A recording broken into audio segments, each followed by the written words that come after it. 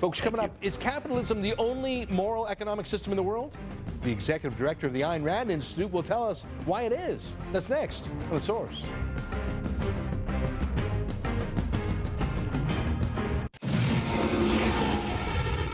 The book is called The Free Market Revolution.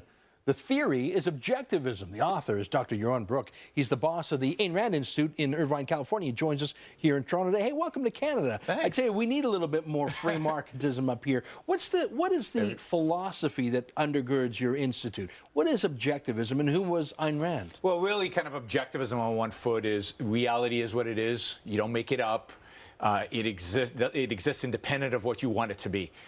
We have the tool to understand reality, reason. Human reason is our means of knowing the world. It's not through our emotions. It's not through mystical revelation. It's our minds.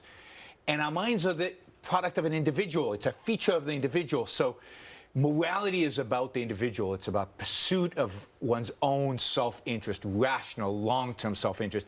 Your life does not belong to the tribe, doesn't belong to the group.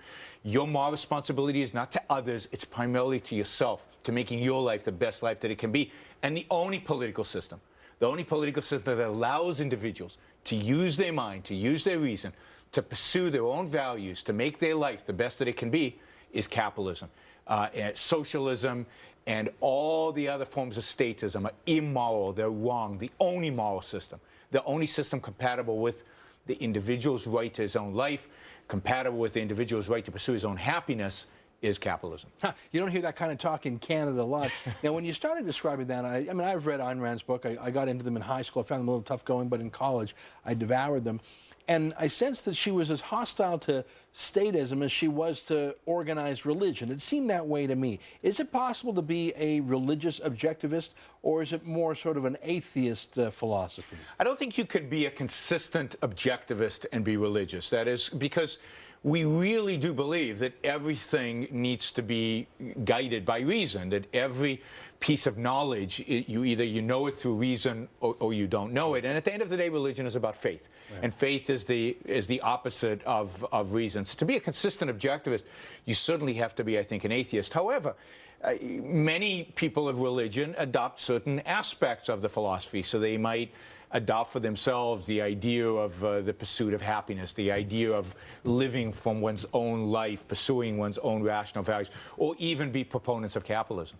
You know, the line that I remember the most from some of her books, it was from The Fountainhead, I think, was how she described people who didn't want to make things on their own, didn't want to build or create. She called them looters and moochers. Either they would just steal something outright, or they would mooch off the system. And I mean, that's tough talk. You don't hear that kind of language a lot. We heard the word entitlement, but now you don't even hear that. It's investments. And I mean, just the idea that you can take what others make and wealth can be redistributed. It's almost the conventional wisdom normal point. It really is, and you know, and actually that line is in Atlas Shrugged, a book that you wrote in 1957. And yes, the idea that taking and mooching is moral, is good, is virtuous, that's the role of the state, to take from some and give to others, that has become conventional wisdom. It's part of the fiber of our society today, and that's, of course, what she was challenging. She saw in 1957, she saw the entitlement mentality starting to creep into American society, and she feared that it would dominate, and she saw what was coming. And in that sense, you know, Atlas Shrugged is such a prophetic book. She, you know, and that's why, you know, it's selling many more copies today than ever before. Well, that's what's so fascinating is she's really an enduring bestseller, and even, I mean, let me read something that she wrote about 40, 50 years ago. We've got a quote here where she writes, "Capitalism has created the highest standard of living ever known on earth. The evidence is incontrovertible. The contrast between West and East Berlin is the latest demonstration, like a laboratory experiment for all to see." That's when she was writing in Capitalism, the Unknown Ideal. Today, of course, you could say that about North and South Korea. So that's, again, that's that empirical approach. What works, what doesn't, can we observe it? So I think that's what that is. Well, to a large extent, that's it. But what she's also arguing is, look, the evidence is there.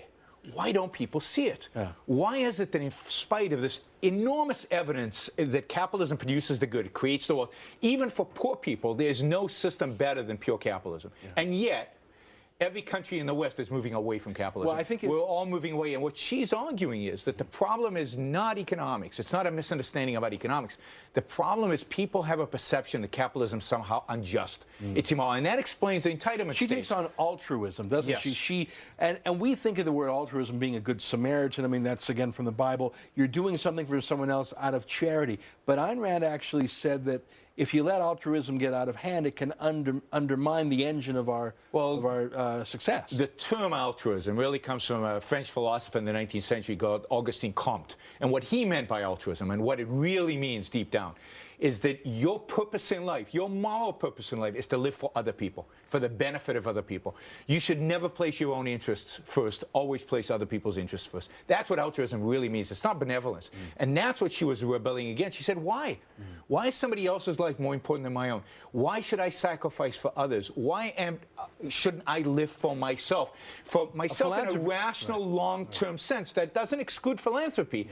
As long as that philanthropy is consistent with your own values. Adam Smith talked about philanthropy. Yes. He said, we serve others by being the best butcher, baker, brewmaster we can. It's by serving others that we enrich ourselves. But he also talked about charity, but for your own personal moral reasons, not to serve another. Is that what Ayn Rand was getting at, too? Yes, but this is the difference. Ayn Rand believed that the butcher serves himself by being a butcher, and that's great. Right. The fact that other people benefit from it is not what makes it moral. What makes it moral is he's not lying, cheating, or stealing to do it. What makes it moral is he's producing, and he's taking care of himself, and he's being productive, and he's making his life the best life that he can make under his circumstances. That's what makes it moral. The fact that other people are benefiting from his activity, that's good. That's nice. That shows that when people are rationally self-interested, everybody who's productive is better off. But it's not the moral justification for it. The moral justification for it is you. It's self-interest. He's choosing what he wants to do, and he's free to do it. In a rational, without exploiting others. Dr. Brook, we're out of time, but you're speaking tonight, for those who are watching this show on its early airing at 5 p.m., you're speaking at 7:30 at University of Toronto, is that right? 7:30 at the University of Toronto, at the medical school, on the morality of capitalism. Well, I'm very glad you were invited, and I salute whatever brave soul brought you in. Nice to see you here in Toronto. Folks, after the break, are our public schools teaching children propaganda? That's next on The Source.